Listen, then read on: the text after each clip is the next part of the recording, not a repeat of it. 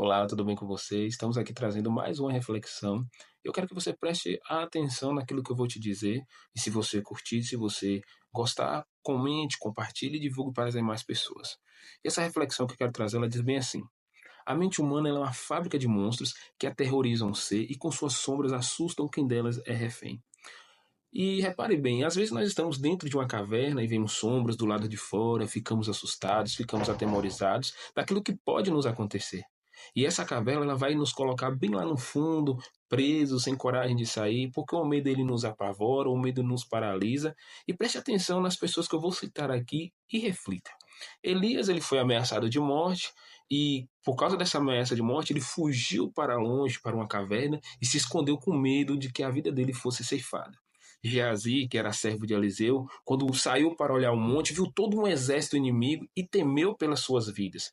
Israel, quando foi atravessar o Mar Vermelho, ele ficou extremamente assustado, porque quando chegou de frente do mar, percebeu que aquilo era impossível atravessar se não tivesse uma intervenção divina.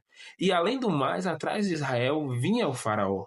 Davi ele estava com a alma abatida, estava com a alma perturbada, porque não conseguia ver nada e ainda dizia que um abismo chamava outro abismo. Outro personagem importante era Moisés. Ele recebeu uma ordem de Deus de libertar, de guiar o povo até o lugar, até a terra prometida, mas este, por causa da sua língua pesada, por dizer que não sabia falar, e a mente dele perturbava e condenava Moisés. Já os apóstolos do Senhor Jesus, eles estavam em um alto mar, em uma tempestade, e por causa daquela situação, eles foram tomados por um grande medo e com a certeza de que eles iriam perecer. Mas repare o que o Senhor disse para cada uma dessas pessoas. Elias, Deus disse que não era para o homem estar ali e o fez sair da caverna. Para Geazi, Eliseu orou, pediu a Deus que abrisse os olhos daquele jovem e mostrasse a sua proteção, porque era maior aqueles que estavam com ele do que aqueles que estavam contra eles. A Israel, Deus disse para que o povo não parasse, mas para que o povo marchasse, pois o mar iria se abrir à frente deles. Davi mandou a alma dele esperar em Deus, porque ele acreditava que ainda louvaria ao Senhor, apesar daquela situação. Moisés, ele viu sinais de Deus na vida dele, ele viu sinais no meio do povo e disse que estaria junto com eles. Cristo estava dormindo na proa do barco e quando os discípulos o chamou, ele disse à tempestade para se acalmar e ao vento para cessar. Lembre-se de uma coisa: a mente humana ela pode ter e tem grande poder sobre nós, especialmente quando estamos dominados pelo medo, pela dúvida, pela insegurança. E quantas vezes nós nos escondemos em cavernas mentais, presos pelas vozes que dizem que não somos capazes, que não vai dar certo, que vamos perecer, que nos fazem olhar para nós mesmos como pequenas pessoas, como os coitadinhos.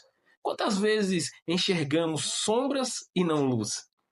Mas assim como Elias, como a Geazi, como a Israel, Davi, Moisés, aos apóstolos e como a tantos outros, também somos convidados a marchar, sair da caverna, crer na proteção de Deus, acalmar a nossa alma, obedecer à ordem divina e confiar naquele que acalma toda a tempestade.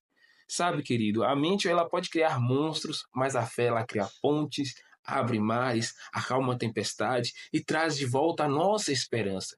Deus ainda fala, Deus ainda age, e Deus diz para cada um de nós que não devemos temer, porque se nós cremos nele, ele é conosco. Embora a nossa mente possa ser um palco de medos e pensamentos que parecem invocar monstros, a fé em Deus é o antídoto que transforma essas sombras em pontes rumo à esperança. Então, querido, quantas vezes nos escondemos em nossas próprias cavernas mentais? Quantas vezes nós estamos presos a vozes que dizem que nós somos capazes e que aquilo não vai dar certo? Quantas vezes somos pessoas que estão grudadas a essas coisas e tentamos sair, mas não temos força o suficiente? Mas nós somos convidados por Deus, somos chamados por Deus a abandonar essas coisas. Então, é nosso dever tirar os olhos das coisas da terra. É nosso dever deixar de olhar simplesmente para as coisas deste mundo e fixar os nossos olhos no eterno, prosseguindo para o alvo, confiando naquele que é o autor e consumador da nossa fé e da nossa vida.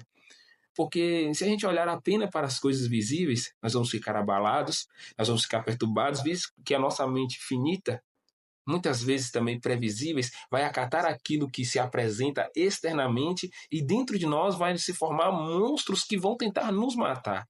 Mas o convite de Deus hoje para cada um de nós é marchar, continuar caminhando, sair da caverna, crer na proteção divina, acalmar a alma e confiar naquele que dá fim a toda tempestade. Se você está se sentindo com a mente perturbada, com o seu interior perturbado, creia que Deus tem um poder para te tirar dessa situação. Eu também já me senti assim, e não vou dizer que às vezes essas coisas não vêm para me prender, para nos prender.